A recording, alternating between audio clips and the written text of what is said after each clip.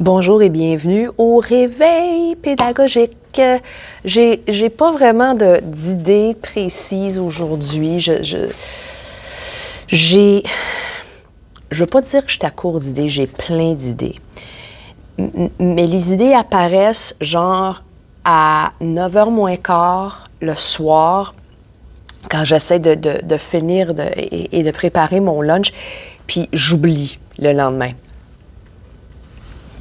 J'avais quelque chose de prévu, mais là, à la place, je vais parler du fait que j'ai rencontré un paquet de mes anciens élèves hier, pas par exprès, mais on pouvait pas ne pas en croiser. J'allais reconduire ma fille à son cégep et c'est un cégep fréquenté par plusieurs étudiants du West Island, de l'ouest de l'île. Et le fait que j'en ai croisé seulement 9, c'était peut-être un nombre un peu bas. Mais j'en ai croisé 9 en 50 minutes. Fait que je trouve que c'est quand même un bon taux de rencontres anciens profs, anciens élèves.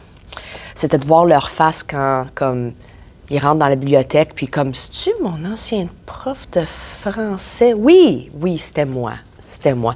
Si vous pensez avoir halluciné hier, comme, est-ce que c'était ma prof de français dans la bibliothèque de John Abbott? Oui, ce l'était. C'est drôle, mais en même temps, comme, ils ont quand même le même respect, le même niveau. Comme, je ne veux pas dire le même respect, c'est pas le mot que je cherche. Tu sais, ils ont immédiatement dit « Hi, Miss ». Tu sais, c'était pas comme « Oh, je vais appeler ma prof de français par son prénom ». C'est quelque chose que j'ai remarqué. C'est même si ça fait 10 ans depuis que tu étais dans ma classe, l'ancien élève va toujours m'appeler par madame ou par miss. Et je trouve ça amusant parce que ça fait quand même 10 ans, là. Ça fait quand même 10 ans.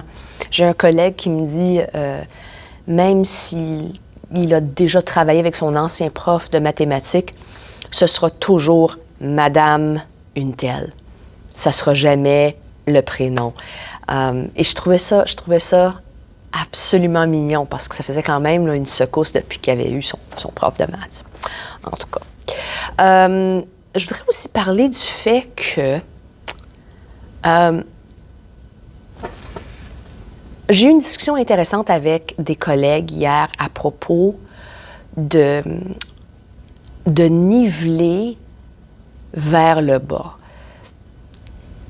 Parce que les élèves sont trop faibles, parce qu'il y a tellement de lacunes qu'il faut niveler vers le bas parce que comment pourrait-on les amener au niveau où ils devraient être? Puis, ça m'a fait réfléchir énormément au travail que je fais, au travail que j'ai fait dans le passé. Et si niveler vers le bas n'est pas nécessairement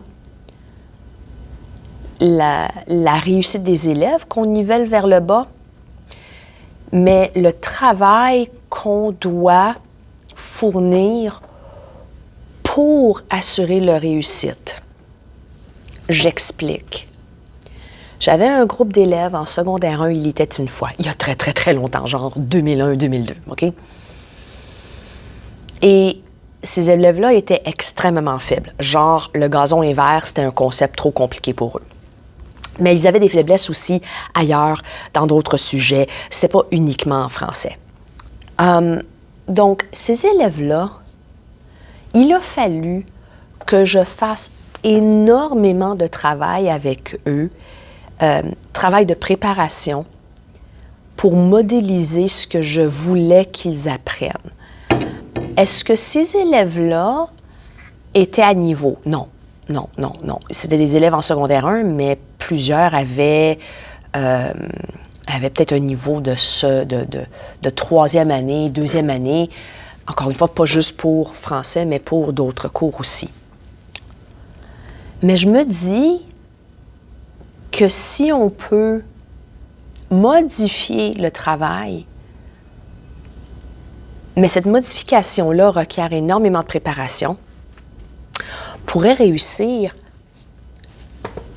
à les amener à un niveau pour qu'ils puissent trouver, je ne sais pas, un genre de motivation ou de signification au travail qu'ils font, quelque chose de signifiant pour eux.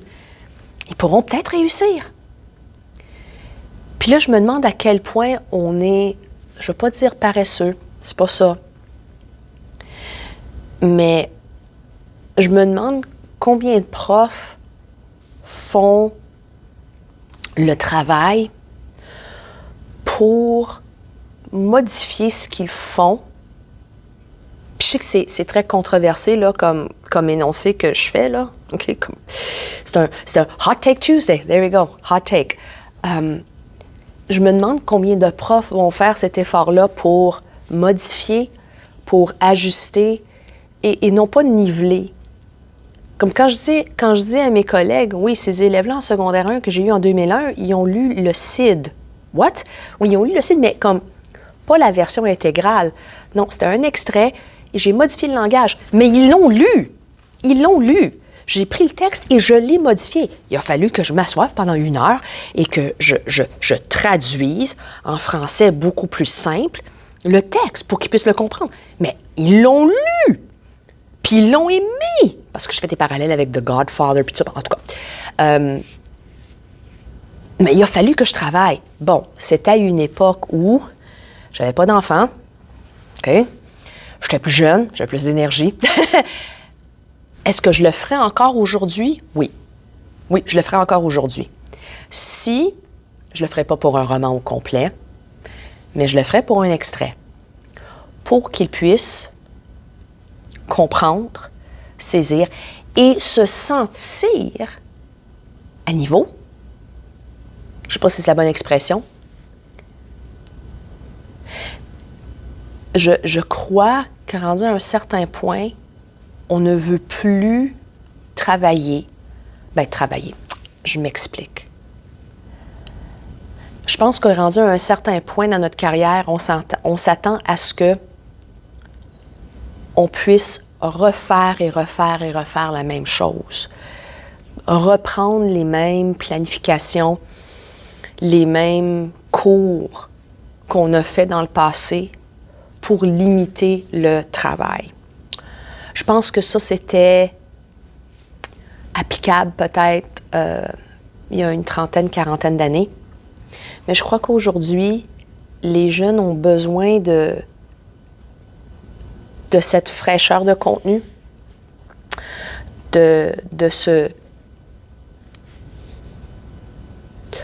contenu qui répond à leurs besoins. Puis quitte à créer quelque chose de nouveau à tous les ans. Je sais que pour plusieurs profs, c'est pas possible et je le reconnais et je le comprends parce que je fais la même chose. J'essaie de recycler les choses que j'ai déjà utilisées, mais je vais toujours créer quelque chose qui va correspondre à ce que les élèves veulent. Puis je pense que si on faisait ça, je crois que les élèves seraient à niveau et on ne serait pas obligé de niveler vers le bas. C'est compliqué. Puis je ne sais pas si je suis très, très claire dans mes pensées, mais je voulais quand même partager ça parce que ça m'a fait réfléchir énormément cette conversation-là que j'ai eue avec mes collègues. Puis c'est pas pour diminuer le travail des autres. Je suis pas en train de dire que je suis la meilleure prof. Non, loin de là. Mais je pense qu'il y a un travail de réflexion à faire au sujet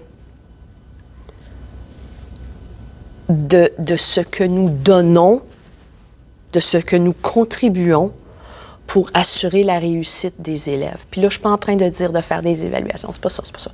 Qu'est-ce qu'on est en train de faire? Est-ce qu'on est en train de vraiment les écouter? Puis de savoir ce qu'ils veulent, ce qu'ils désirent, ce qui est nécessaire pour eux pour réussir, pour que leur réussite soit signifiante. Là, ça fait déjà 10 minutes, puis je suis en train de déparler. Je vous souhaite une excellente journée et à très bientôt.